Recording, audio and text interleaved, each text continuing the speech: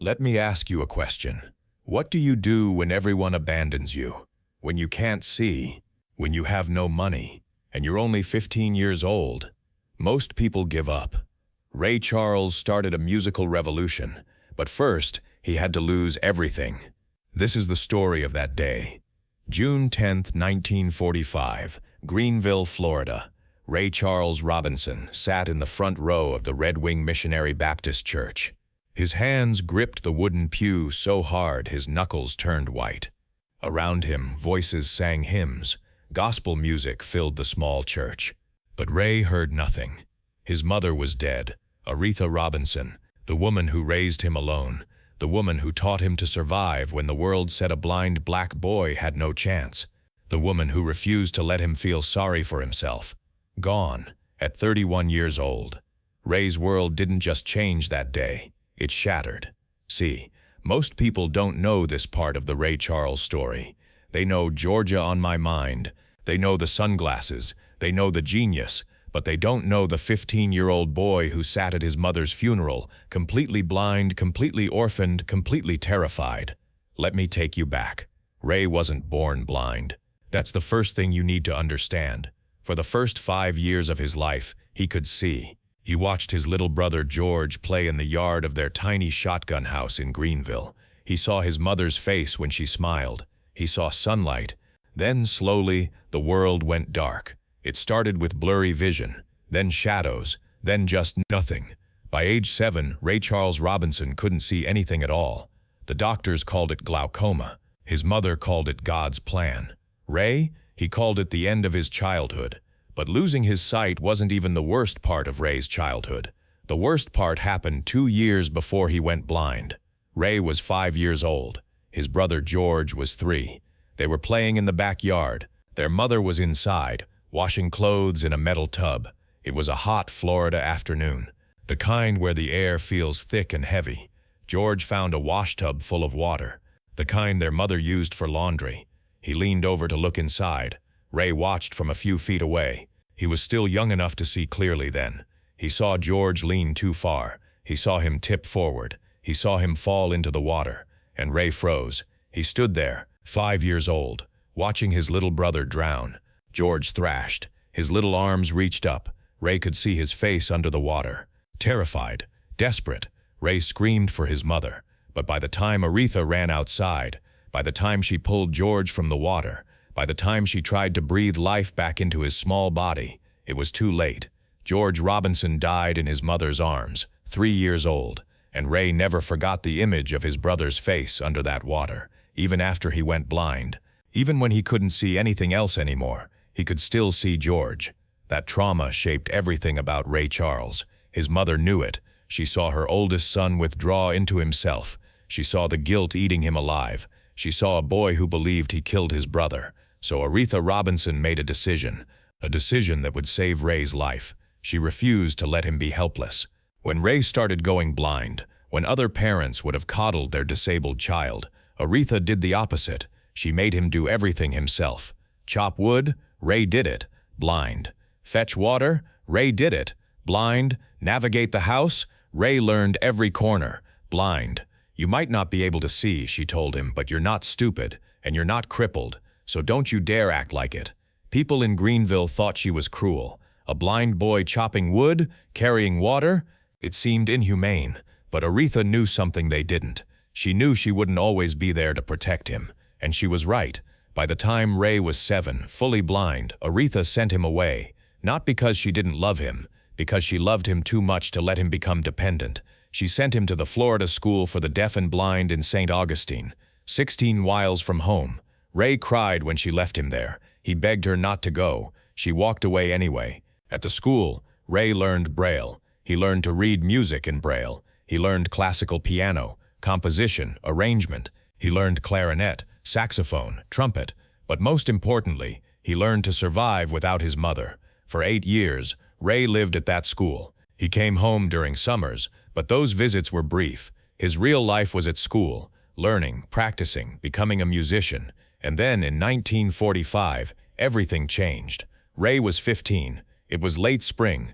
He was preparing for another summer back in Greenville. Then he got the message. His mother was sick, liver failure. She was dying. Ray took the first bus home, but the 160 miles felt like 1,000. Every bump in the road, every stop, every delay. He sat in the back of the segregated bus, unable to see, unable to help, unable to do anything but pray. When he finally arrived in Greenville, he ran to his mother's bedside. She was barely conscious. Ray held her hand. He felt how thin she'd become, how weak. This woman who had been so strong, who had pushed him so hard, who had refused to let him quit, she was dying. "Mama," he whispered, "I'm here." Aretha squeezed his hand, barely. She tried to speak but couldn't. Ray wanted to say so much. "Thank you for making me strong. Thank you for not letting me give up. Thank you for preparing me." But the words stuck in his throat. 3 days later, Aretha Robinson died. Ray was 15 years old. And suddenly, he was completely alone. The funeral was small. Family, friends, church members. Ray sat in the front row, numb. He couldn't cry. Not yet. The shock was too deep. After the service, after they buried his mother in the church cemetery, Ray went back to his childhood home. The tiny shotgun house felt enormous and empty. His mother's dresses still hung in the closet. Her smell still lingered in the rooms. Her absence screamed from every corner. Ray sat at the old upright piano in the front room. The piano she'd bought when he first showed interest in music. The piano where he'd spent countless hours learning chords, melodies, rhythms. He put his fingers on the keys, and he played. He played gospel hymns his mother loved. He played blues songs he'd heard on the radio. He played anything to fill the silence, but nothing worked. The house was still empty. His mother was still gone, and Ray Charles Robinson had no idea what to do next. Here's what most people don't realize about that moment. Ray had nothing. No sight, no family, no money, no plan. He was a 15-year-old blind black boy in 1945 Florida, the Jim Crow South, where blind people were often institutionalized, where black people had almost no opportunities, where a blind black person, you were supposed to beg on street corners. That was your life. But Ray's mother had taught him something crucial, something that would change everything. She taught him that his blindness wasn't a disability, it was just a challenge, and challenges could be overcome. 2 weeks after the funeral, Ray made a decision. He wasn't going back to school in St. Augustine. He wasn't staying in Greenville. He was going to become a musician, a professional musician. People thought he was crazy, a 15-year-old blind kid trying to make it in music in 1945. Impossible. But Ray had one advantage nobody else understood. He could hear things other people couldn't. When you lose your sight, your other senses compensate. Ray's hearing became extraordinary. He could hear the smallest details in music, the tiny imperfections, the emotional nuances, the spaces between notes. His mother used to say, "Ray, you don't see with your eyes, you see with your ears and your heart." Now he was going to prove her right, but first, he had to survive. Ray packed everything he owned into one small bag, some clothes, his Braille sheet music, a photograph he couldn't see of his mother. He had $600, money his mother had saved, money she'd left for him. He knew that money wouldn't last long. He needed work, fast. So Ray did something bold, something desperate. He moved to Jacksonville, Florida, a bigger city, more opportunities, more clubs, more music. At 15 years old, blind, alone, Ray Charles Robinson walked into his first professional music audition. The club owner looked at him skeptically. "You're blind?" "Yes, sir." "How old are you?" 18. Ray lied. "Can you really play?" Ray sat at the piano, and he played. Ray's fingers moved across the keys like water. Fast runs, complex chords, gospel inflections mixed with blues feeling. He played for 3 minutes straight. No hesitation, no mistakes. When he finished, the club was silent. The owner stared at him. "Where'd you learn to play like that?" "Florida School for the Deaf and Blind, sir." The owner nodded slowly. He'd heard enough. "You got the gig. $3 a night. Monday through Saturday. You start tomorrow. $3 a night." For a 15-year-old blind orphan with $600 to his name, it felt like a fortune. Ray said yes. He had no idea what he was getting into. That first night at Tiny's Playhouse in Jacksonville, Ray learned the harsh reality of being a professional musician. $3 a night meant playing from 9 p.m. until 2 a.m. 5 hours, non-stop. Whatever the crowd wanted to hear, big band swing, play it. Boogie woogie? Play it. Country western? Play it. Blues? Gospel? Jazz standards? Play it all. And if you couldn't, someone else would take your spot tomorrow. Ray played everything. He had to. But here's what was eating him alive. He was imitating other people. His piano playing sounded like Nat King Cole. His singing sounded like Charles Brown. His arrangements sounded like Count Basie. He was good at imitation. Really good. But he wasn't Ray Charles. He was a blind jukebox. Playing other people's hits. Copying other people's styles. And deep down, Ray knew it. His mother didn't raise him to be a copy. She raised him to be original.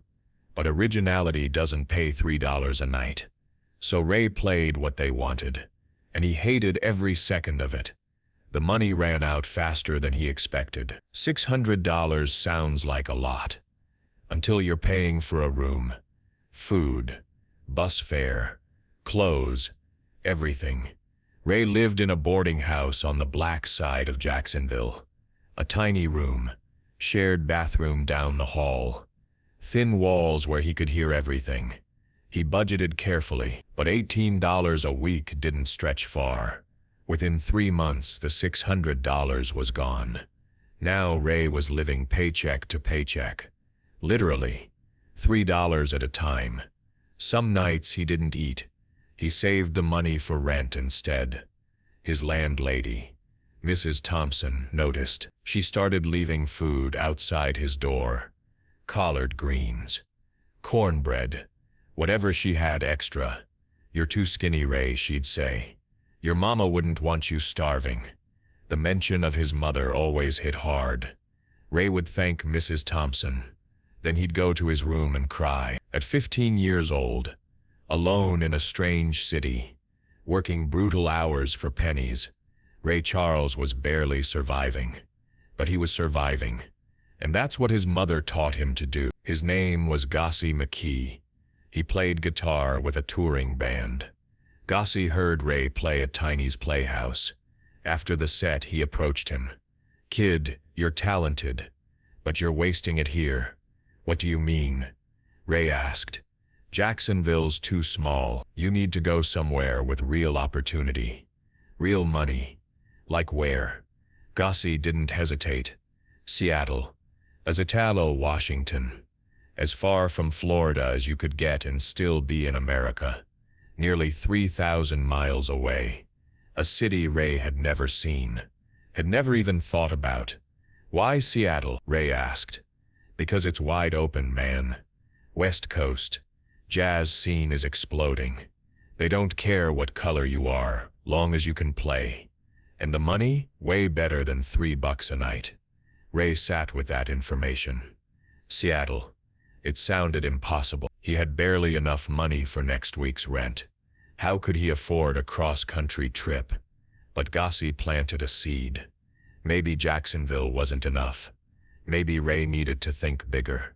Maybe he needed to take the biggest risk of his life. That 4 weeks, Ray saved every penny. He stopped eating at restaurants. He walked everywhere. Instead of taking the bus, he played extra gigs whenever he could find them. By March 1948, he had $135 saved. Enough for a one-way bus ticket to Seattle. Enough to maybe survive for a week once he got there. Not enough for a round-trip ticket back if things didn't work out. This was it. All or nothing. Ray told Mrs. Thompson he was leaving. She tried to talk him out of it. "Ray, you're only 17 years old. Seattle's 3,000 miles away. You don't know anybody there." "What if? What if I stay here?" Ray interrupted.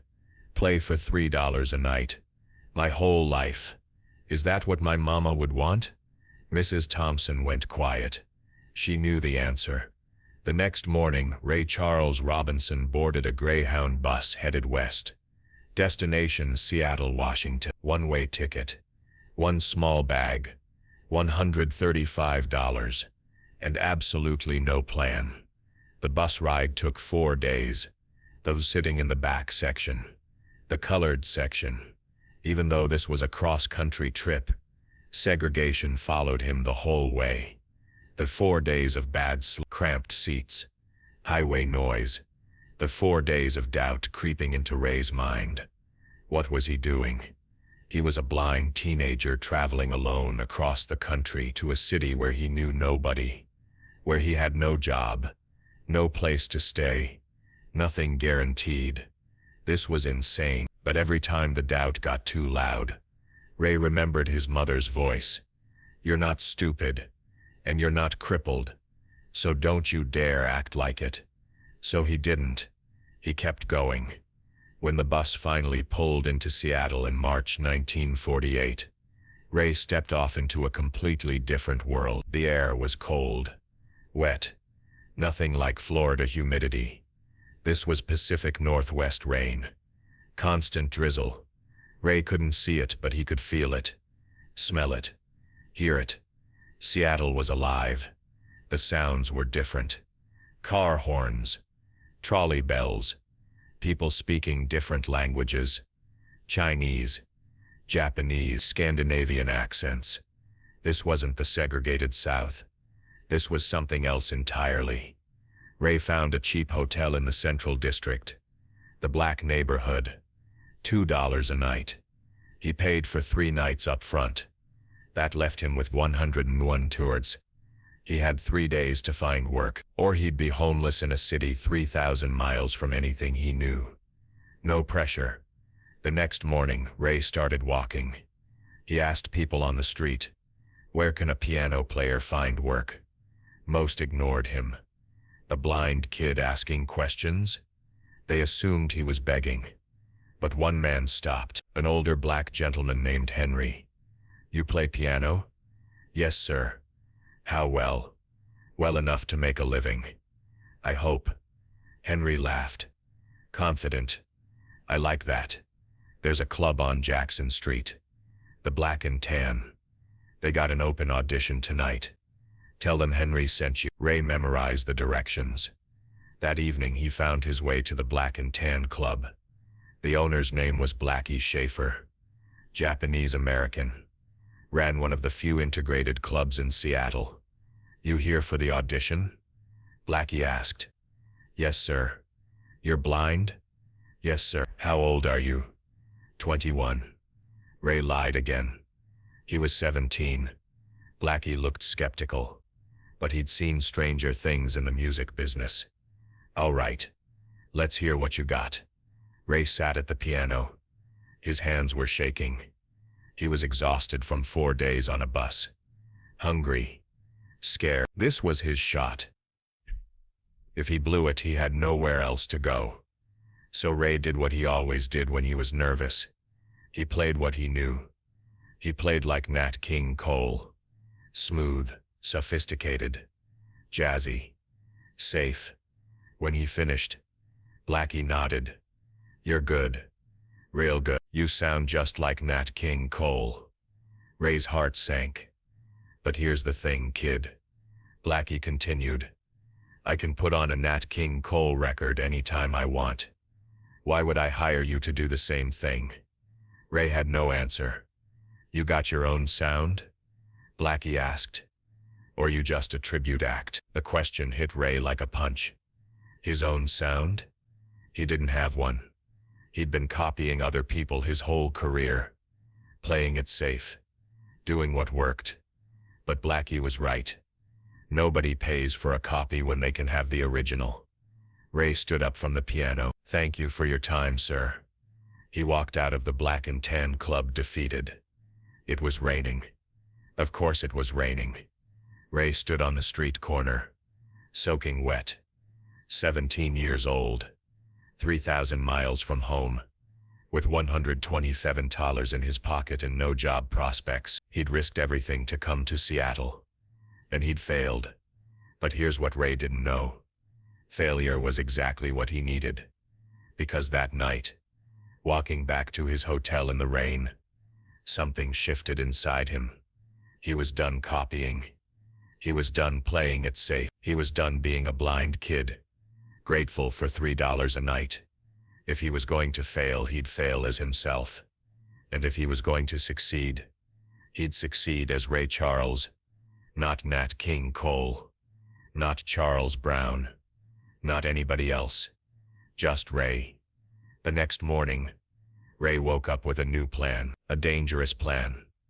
A plan that would either make him a star or destroy his career before it even started. But first, he had to survive one more week in Seattle. And what happened in that week? Nobody could have predicted. Ray spent the next 3 days in his hotel room, not sleeping, not eating much, just thinking and listening.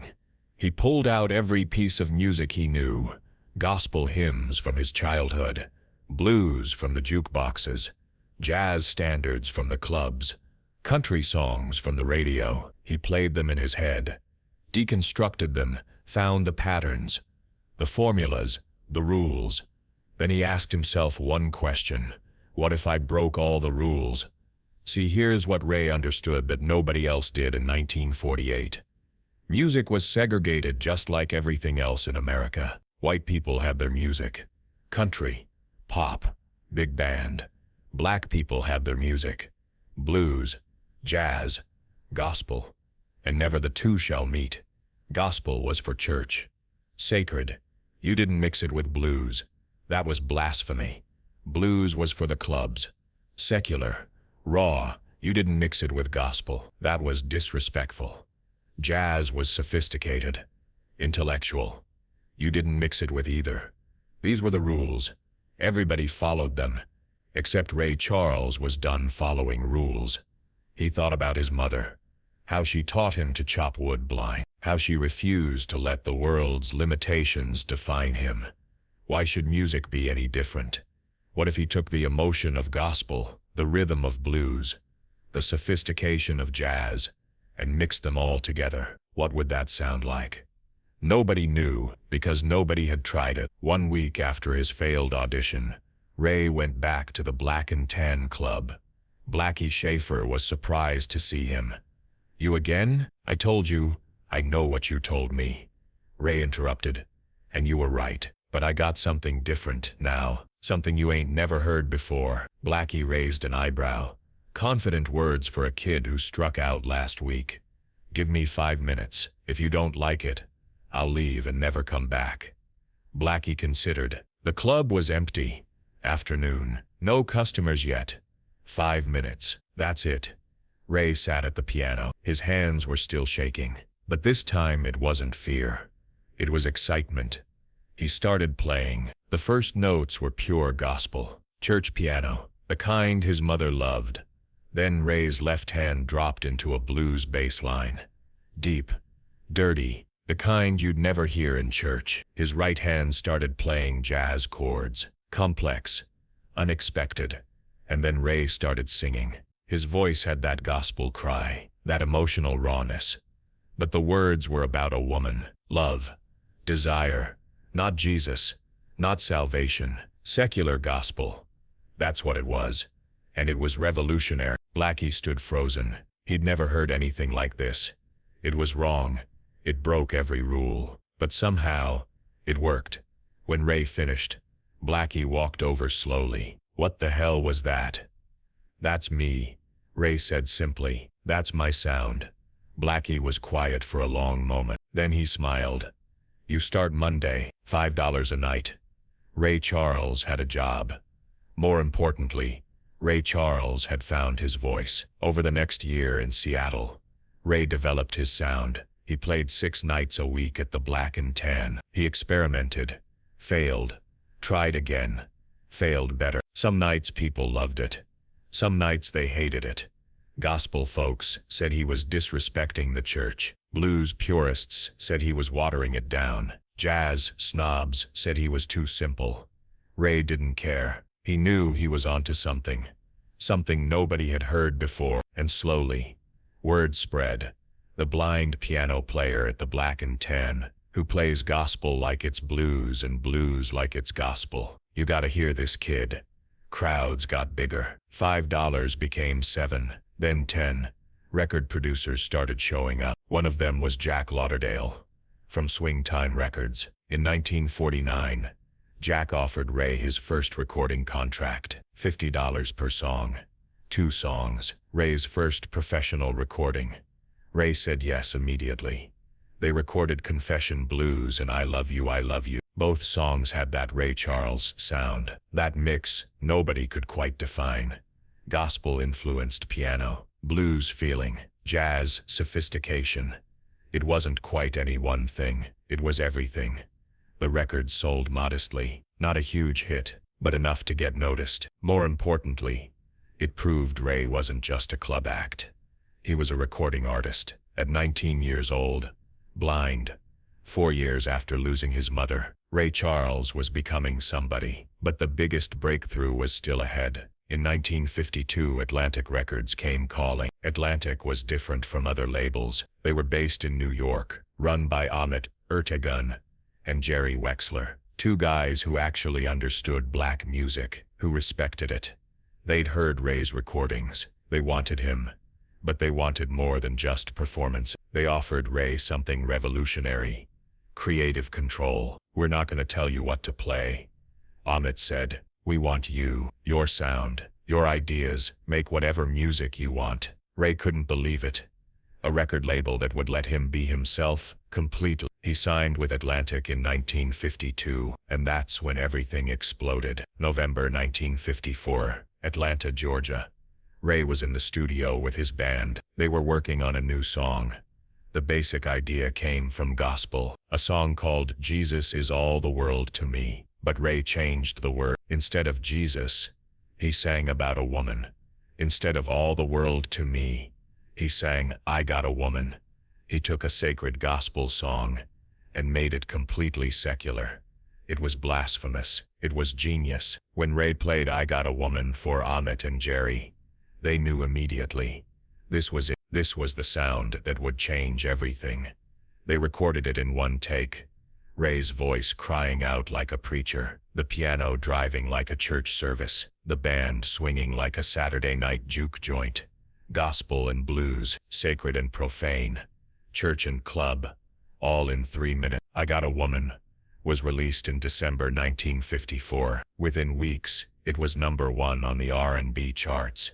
Ray Charles had his first major hit, but more importantly, he'd invented a new genre of music.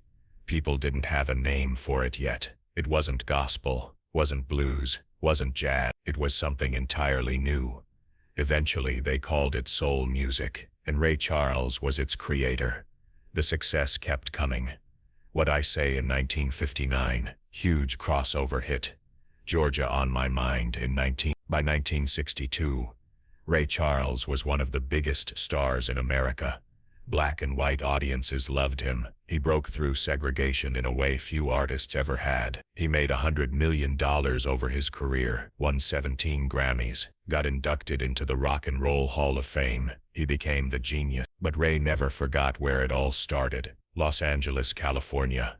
Ray Charles was 73 years old, dying of liver cancer. He knew his time was short. In his final weeks, he thought about his mother constantly. Aretha Robinson, the woman who died when he was the woman who taught him to be strong, to be independent, to never give up. Everything I am, Ray said in one of his last interviews, I owe to my mother. She taught him that blindness wasn't a disability. She taught him that being different wasn't a weakness. She taught him that the world's rules didn't have to be his rules. And when she died, when Ray lost everything at 15 years old, she taught him one final lesson. Loss can destroy you, or it can forge you into something unbreakable. Exactly 59 years to the day after his mother's death. June 10th, the day he lost everything. June 10th, the day he left behind everything. So let me ask you that question again. What do you do when everyone abandons you, when you can't see, when you have no money, and you're only 15 years old?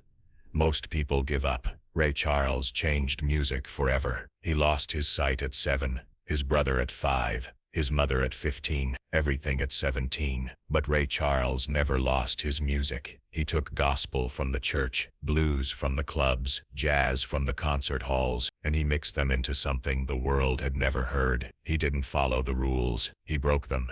He didn't copy other people. He became himself. He didn't let blindness stop him. He used it to hear better. Ray Charles didn't just survive losing everything. He transformed that loss into genius, into soul music, into a revolution. That's the story they don't tell you. Not about the Grammys, not about the Hall of Fame, not about the money. The story about the 15-year-old blind boy standing at his mother's grave, completely alone, completely terrified, completely determined. That's the day Ray Charles lost everything, and that's the day he started changing music forever.